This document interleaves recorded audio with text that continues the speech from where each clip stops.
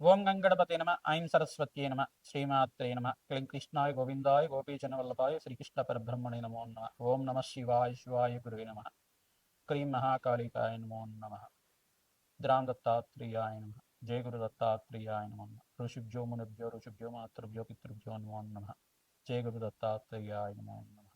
YouTube ప్రేక్షకులందరికీ కూడా నమస్కారం అండి. నేను పాలపర్తి గురునాథ్ శర్మ, జ్యోతిష్యం వాస్తు సిద్ధాంతని.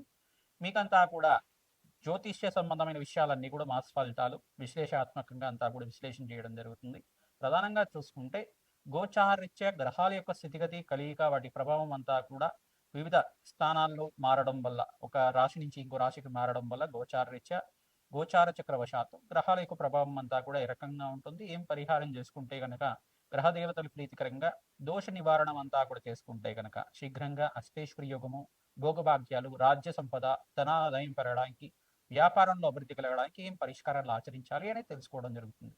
ప్రధానంగా చూసుకుంటే గోచార చక్రం అనేది మానవాళికి అంతా కూడా ప్రస్తుత కాలంలో గ్రహాల యొక్క సంచారం మేరకు మాత్రమే. ఖగోళ శాస్త్రంలో గ్రహాల యొక్క సంచారం అంతా కూడా కొన్ని గ్రహాలు ప్రధానంగా చూసుకుంటే కొన్ని గ్రహాలంతా కూడా నెల రోజులకి మారుతాయని చెప్పేసి ఒక రాశి నుంచి ఇంకో రాశికి మారుతూ ఉంటాయి. కొన్ని గ్రహాలు అయితే కనుక ఆ యొక్క 18 నెలలకు మారుతాయని చెప్పేసి, మరియు కొన్ని గ్రహాలు అయితే కనుక సంవత్సరం రోజులు మారుతాయని చెప్పేసి, కొన్ని గ్రహాలు అయితే కనుక ప్రధానంగా చూసుకుంటే 2.5 సంవత్సరాలకు ఒకసారి కనుక మారుతూ ఉంటాయని చెప్పేసి, మళ్ళీ కొన్ని గ్రహం అయితే కనుక 2.5 రోజులకు ఒకసారి మారుతూ ఉంటుంది. ఇట్లా గ్రహ యొక్క స్థితిగతి, కలియిక అంతా కూడా చూసుకుంటే ఈ గ్రహాల యొక్క ఖగోళ శాస్త్రంలో వాటి ప్రభావం అంతా కూడా మానవాళి మీద ఉంటుంది. తద్వారా పూర్వజన్మలో చేసుకున్న కర్మ సిద్ధాంతం బట్టి, పూర్వజన్మలో చేసుకున్న పుణ్యాన్ని బట్టి మనకొచ్చే సంపదన, ఆదాయము మరియు ధనాదాయం పెరగడానికి ఆస్కారం ఉంటుంది. ఆకస్మిక ధనయోగం సిద్ధించాలి అంటే కనుక అక్టోబర్ నెలలో, విశేషంగా అక్టోబర్ నెలలో ధనత్రయోదశి మరియు దీపావళి రోజున, ఈ యొక్క ఆశ్వేత మాసంలో వచ్చే అమావాస్య రోజున ఈ యొక్క మహాలక్ష్మీదేవి ఆరాధన, ఈ యొక్క ధన్వంతరి జయంతి అంతా కూడా వస్తుంది. మళ్ళీ ఇక్కడ ప్రధానంగా చూసుకుంటే చతుర్థి రోజున, మాస శివరాత్రి రోజున ధన్వంతరి జయంతి, మరియు ఇక్కడ త్రయోదశి ధన్వంతరి జయంతి రెండు కలిపి వస్తున్నాయి. మరియు ఒక ప్రదోషవతం సమయంలో అంతా కూడా ప్రధానంగా సాయంకాల వేళలో ఎప్పుడైతే కనుక త్రయోదశి అనేది సంభవిస్తుందో ఆ సమయంలో అంతా కూడా చూసుకుంటే ద్వాదశి త్రయోదశి సమయంలో అంతా కూడా ఈ యొక్క ధన త్రయోదశి అంటారు. ఆ సమయంలో అంతా కూడా లక్ష్మీ కుబేర వ్రతం అనేది ఆచరిస్తూ ఉంటారు. లక్ష్మీ కుబేర వ్రతాన్ని ఆచరించడం వల్ల అఖండమైన ధనాదాయం పెరగడానికి ఆస్కారం ఉంటుంది. అదృష్ట యోగం కలిసి వస్తుంది.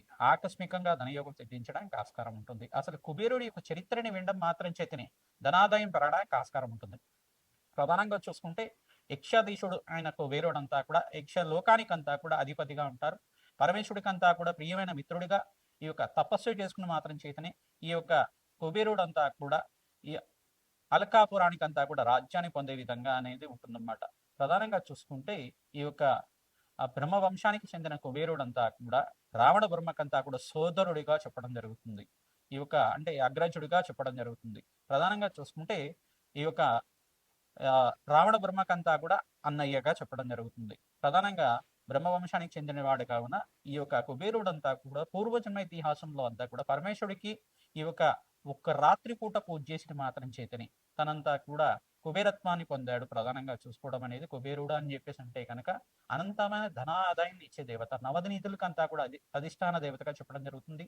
సాక్షాత్ మహాలక్ష్మికి అంతా కూడా ఈ యొక్క అధిష్టాన దేవతగా, అంటే మహాలక్ష్మినంతా కూడా ఏ సమయంలో ఎవరికి ఎంత డబ్బు అనేది ఇవ్వాల్సి ఉంటుంది, ఏ సమయంలో ఏ మానవుడికి అంతా కూడా ధనం ఏ రకంగా సంపాదిస్తే కనుక ఏ రకంగా ఎంత ధనం అయితే మనకి పంపించాలి, ఎంత ధనం అయితే ఇంత ధనయోగం ఈ యొక్క మానవుడికి ఉంది జాతకరీత్యా, లేదు ఈ యొక్క గోచార రీత్యా కానీ ఈ యొక్క ధనయోగం ఉన్నది, ఈ యొక్క పూర్వజన్మ కర్మ సిద్ధాంతం ప్రకారంగా ఇంత ధనయోగం ఉన్నది. ఆ ధనయోగాన్నంతా కూడా ప్రసాదించేది కుబేరుడు అన్నమాట.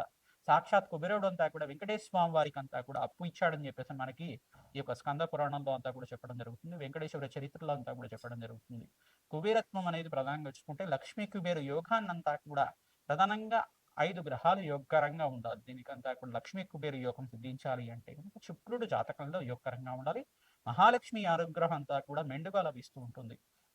ప్రధానంగా చూసుకుంటే శుక్రుడు, చంద్ర భగవానుడు, బృహస్పతి మరియు ఇక్కడ శనీశ్వరుడు, ఈ యొక్క గ్రహాలంతా కూడా అత్యంత యోగకరంగా ఉంటాయి కనుక రాజయోగం సిద్ధిస్తుంది. ప్రధానంగా ద్వితీయ స్థానము, పంచమ స్థానము, అష్టమ స్థానము, ప్రధానంగా చూసుకుంటే దశము, నవమము ఏకాదశ స్థానాలంతా కూడా అదృష్ట యోగాన్ని, అష్టైశ్వర్య యోగాన్ని, రాజయోగాన్ని, భోగభాగ్యమైన జీవితాన్ని ఇచ్చే స్థానాలుగా చెప్పడం జరుగుతుంది.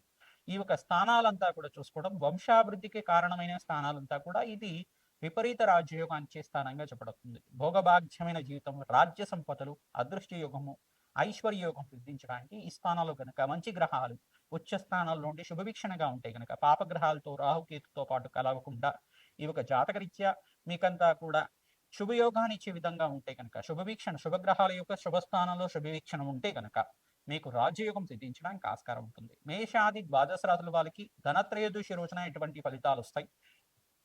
ప్రధానంగా మీరు చేసుకునే వ్రత విధానంలో కానీ ప్రతినిత్యం కూడా చేసుకునే ఈ యొక్క పూజా విధానంలో కానీ ఎటువంటి పూజ అధికారాలు చేసుకోవడం వల్ల పూజాది కార్యక్రమాలు చేసుకోవడం వల్ల విపరీత రాజయోగం సిద్ధిస్తుంది. ధనత్రయోదశి రోజున విశేషంగా ఆశ్వేత మాసంలో వచ్చే ధనత్రయోదశి రోజు అఖండమైన పుణ్యప్రాప్తి కలిగిస్తుంది. వ్యాపార స్థానంలో ఎటువంటి మార్పులు చేసుకోవాలి అనేది తెలుసుకోవడం జరుగుతుంది. విపరీతంగా మీకంతా కూడా రాజయోగం సిద్ధించడానికి, అదృష్టయోగం కలిసి రావడానికి మరియు అనంతమైన అష్టైశ్వర్య ప్రాప్తి కలగడానికి, మహాలక్ష్మి స్థిర నివాసంగా ఉండడానికి ఎటువంటి పరిష్కారాలు ఆచరించాలి అంతా కూడా విశ్లేషాత్మకంగా గోచారిత్య గ్రహాల యొక్క స్థితిగతి మేరకు అంతా కూడా విశ్లేషణ చేయడం జరుగుతుంది. ప్రధానంగా చూసుకుంటే మీనరాశిలో గోచారిత్య శని భగవానుడు సంచారం జరుగుతుంది. ఇక్కడ తులారాశిలో అంతా కూడా సూర్య భగవానుడు, బుధుడు, అంగారకుడు సంచారం జరుగుతుంది. తులారాశిలో అంతా కూడా శుక్రుడి యొక్క నీచ స్థానంలో సంచారం జరుగుతుంది. ఇక్కడ ప్రధానంగా చూసుకుంటే కేతు అంతా కూడా సింహరాశిలో సంచారం జరుగుతుంది. మరియు ఇక్కడ ప్రధానంగా చూసుకుంటే ఈ యొక్క గ్రహస్థితి ఈ రకంగా ఉంది. రాహు అంతా కూడా కుంభరాశిలో సంచారం చేయడం ఈ యొక్క గ్రహస్థితి ఈ రకంగా ఉంది. కావున ప్రధానంగా బృహస్పతి అంతా కూడా ఉచ్చస్థానంలో సంచారం చేయడం, అతిచారంలో మార్పు జరగడం, కర్కాటక రాశిలో ప్రవేశం చేసిన బృహస్పతి అంతా కూడా 18, 19 తారీఖులో ప్రధానంగా ఈ యొక్క లక్ష్మీ కుబేర యోగంలోనే మారుతున్నారు. ప్రధానంగా అఖండమైన రాజ్య సంపాద ఇచ్చే విధంగా రాజయోగంగా ఉచ్చస్థానంలో మారుతున్నారు. కావున ప్రధానంగా విపరీత రాజయోగం సిద్ధించడానికి బృహస్పతి యోగం, ప్రధానంగా గురు యోగం, గురుతత్వాన్ని అంతా కూడా ఆపాదించబడుతుంది. ప్రధానంగా గురుబలం సిద్ధిస్తే కనుక గురుబలం సిద్ధించాలి, మంత్రయోగం సిద్ధించాలి, పూర్వజన్మలో పుణ్యాన్ని సిద్ధించాలి. ప్రధానంగా మీరు చేసుకున్న పుణ్యాన్ని బట్టే మీ జీవన విధానం ఉంటుంది. ప్రధానంగా ఎవరైతే కనుక అమ్మవారి ఆరాధన, మహాలక్ష్మీదేవి ఆరాధన తావారు పూలతోటి విశేషంగా చేస్తూ ఉంటారు.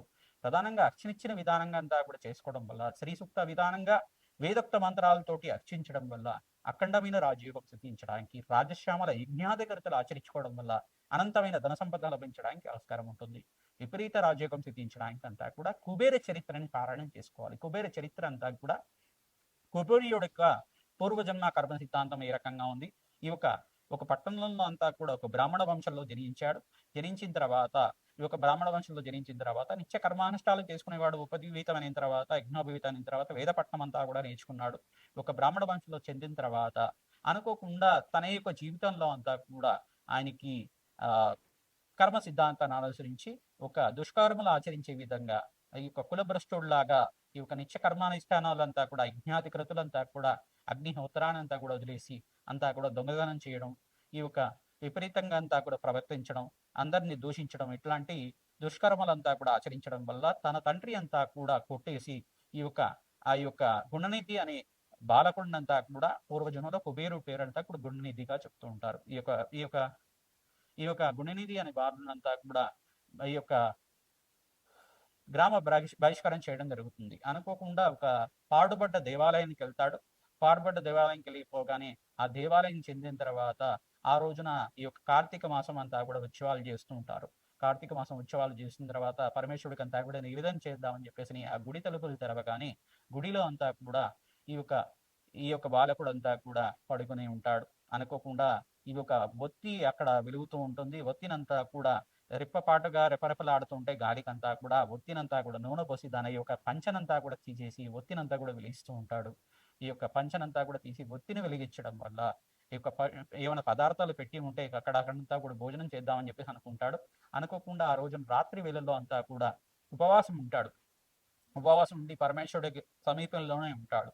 ఉన్నప్పటికి కూడా ఈ యొక్క భక్తి అనేది లేకుండా ఈ యొక్క ఉపవాసం ఉన్నాం కదా, ఆకలి వేస్తుంది, ఏమైనా తిందామని చెప్పేసి అనుకుంటూ ఉంటాడు.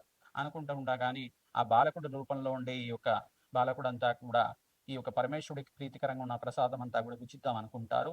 అనుకోకుండా భక్తులంతా కూడా గుడి తలుపులు తెరవగానే ఈ యొక్క అనుకోకుండా అక్కడి నుంచి పారిపోదామని చెప్పేసి అనుకుంటూ ఉంటారు. అనుకోకుండా అక్కడ ఉండే ఒక వస్తువు అంతా కూడా తగిలేసి అనుకోకుండా రాయికి తగిలి అక్కడంతా కూడా ప్రాణాన్ని వదులుస్తాడు. తద్వారా అక్కడ దేవాలయ ప్రాంగణంలో ప్రాణాన్ని వదిలించాడు కావున ఈ యొక్క పరమేశ్వరుడంతా కూడా సంతోషించి భక్తిగంతా కూడా మెంచి అనుకోకుండా నువ్వు చేసిన ఈ యొక్క చిన్న కార్యం అంతా కూడా తన ఈ యొక్క కండువులో నుంచి ఒక చిన్న ముక్కనంతా కూడా తీసి దారిపోగునంతా తీసి దాన్నంతా కూడా ఒత్తిగా చేసి దేవాలయ ప్రాంగణంలో ఒత్తిగా వెలిగించావు కావున నువ్వంతా కూడా అఖండమైన ధన సంపదకంతా కూడా అధిష్టాన దేవతగా ఉంటావు, నవనిధులకంతా కూడా అధిష్టాన దేవతగా ఉంటావు, నాకు ప్రీతికరమైన మిత్రుడిగా ఉంటావు కావున నువ్వంతా కూడా హిమాలయాలకంతా కూడా సమీపంలో అంటే ఎక్కడైతే పరమేశ్వరుడు కైలాస ప్రాంతాల్లో నివాసంగా ఉంటారు, కైలాసం నుంచి మనకింత కూడా సమీపంలో ఉండేది అలకాపురి నగరం అని చెప్పేసి అంటారు అన్నమాట. ఈ యొక్క పరమేశ్వరుడికి అంతా కూడా ప్రీతికరంగా ఉంటారు కావున ఈ యొక్క నవనిధులకు అధిపతి అనేది ఈ యొక్క కుబేరుడి యొక్క చరిత్ర అంతా కూడా వినడం వల్ల అదృష్ట యోగం సిద్ధిస్తుంది, అష్టేశ్వర ప్రాప్తి కలుగుతుంది, ధనాదాయం పెరగడానికి ఆస్కారం ఉంటుంది, విపరీత ధనయోగం సిద్ధించడానికి ఆస్కారం ఉంటుంది. ప్రధానంగా కుబేర చరిత్ర అంతా కూడా ప్రతినిత్యం కూడా పారాయణం చేసుకోవాలి, అదృష్ట యోగం సిద్ధిస్తుంది.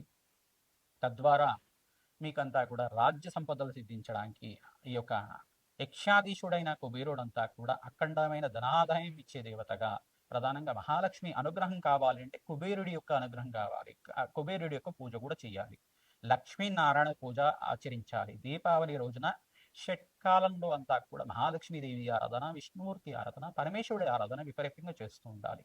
ప్రధానంగా షట్కాలంలో ఎవరైతే కనుక ఈ యొక్క అమ్మవారి ఆరాధన చేస్తూ ఉంటారు, షట్కాలాలు అని చెప్పేసి అంటే ప్రాతకాలంలో లేచిన తర్వాత ఈ యొక్క 3:30 నుంచి 5:30 లోపల, లేదు 5 గంటల నుంచి 6:30 లోపల ఇది ఒక ప్రాతకాలంలో అంతా కూడా పూజ ఆచరించుకోవడం, మళ్ళీ 9 గంటల నుంచి 10 గంటల లోపల కానీ 11 గంటల లోపల కానీ, మళ్ళీ 12 గంటల నుంచి మధ్యాహ్న కాలంలో అంతా కూడా అపరాహ్న కాలం మించకుండా పూజ ఆచరించడం, మళ్ళీ సాయంకాలం 5 గంటల నుంచి 6:30 లోపల పూజ, మళ్ళీ రాత్రి పూట నిశిరాత్రి పూజ అంటారు దీన్నంతా కూడా, రాత్రి వేళలో 8:30 నుంచి 12:30 లోపు పూజ ఆచరించడం, ఇటువంటి షట్కాల పూజ అనేది ఉంటుందన్నమాట. నిశిరాత్రి పూజ అంటారు దీన్నంతా కూడా. షట్కాల పూజలంతా కూడా మహాలక్ష్మీదేవికి ఆచరించడం వల్ల అనంతమైన ధనాదాయం పెరగడానికి ఆస్కారం ఉంటుంది. మహాలక్ష్మీదేవి ప్రీతికరంగా రోజా పూలతోటి, మల్లె పూలతోటి మరియు ఈ యొక్క తామర పూలతోటి, కలువర పూలతోటి అంతా కూడా మహాలక్ష్మీదేవి పూజ చేయడం వల్ల విపరీతంగా ధనాదాయం పెరగడానికి ఆస్కారం ఉంటుంది, అదృష్ట యోగం సిద్ధిస్తుంది, ఆకస్మికంగా ధనయోగం సిద్ధిస్తుంది.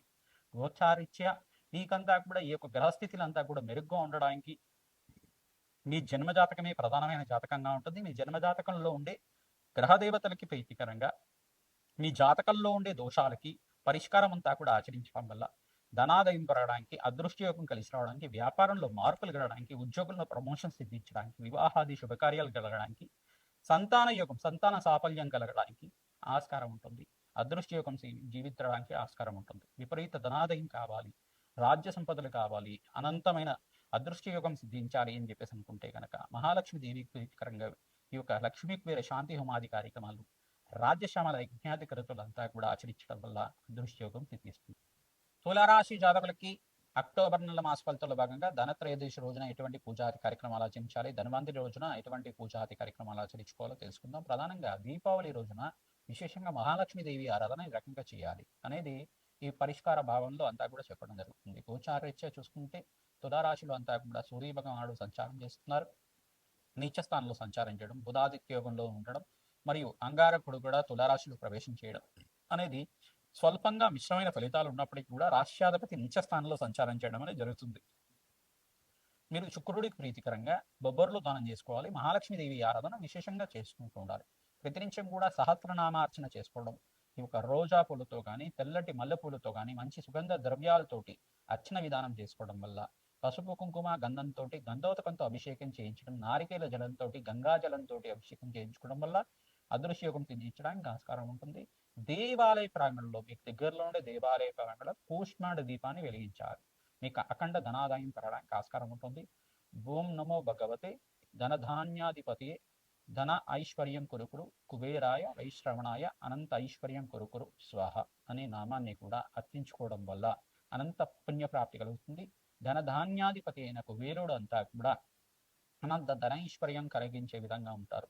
కుబేరాయ వైశ్రవణాయ ధనధాన్యాధిపతి అనంత ధనం కొరుకురు స్వాహ అనే నామాన్ని ప్రతినిత్యం కూడా జపాన్ని ఆచరించుకోవడం వల్ల కుబేరుడి యొక్క అనుగ్రహం వల్ల శీఘ్రంగా ధనాదాయం పెరగడానికి ఆస్కారం ఉంటుంది. విశేషమైన ద్రవ్యాలతోటి అర్చించడం వల్ల ప్రధానంగా చూసుకుంటే ద్రాక్ష పళ్లతో అభిషేకం చేయించుకోవడం వల్ల మహాలక్ష్మి ప్రీతికరంగా తేనెతో అభిషేకం చేయించుకోవడం వల్ల అదృశ్యయోగం సిద్ధించడానికి ఆస్కారం ఉంటుంది. మీరు దానాది కార్యక్రమంలో సూర్య భగవానుడికి, శుక్రుడికి దానాలు, జపాలు ఆచరించుకోవడం వల్ల అదృశ్యయోగం సిద్ధిస్తుంది. అఖండమైన లాభాలు సిద్ధించడానికి శనీశ్వరు ప్రీతికరంగా తైలాభిషేకం చేయించుకోవడం వల్ల లాభాలు గణించడానికి ఆస్కారం ఉంటుంది. ఎప్పుడైతే ధనయోగం సిద్ధించడానికి ప్రతినిత్యం కూడా మీరు మహాలక్ష్మీదేవి ఆరాధన వెండి పూలతో అర్చించడం వల్ల అదృష్టయోగం సిద్ధించడానికి, మారేడు దళాలతో అర్చించడం వల్ల కూడా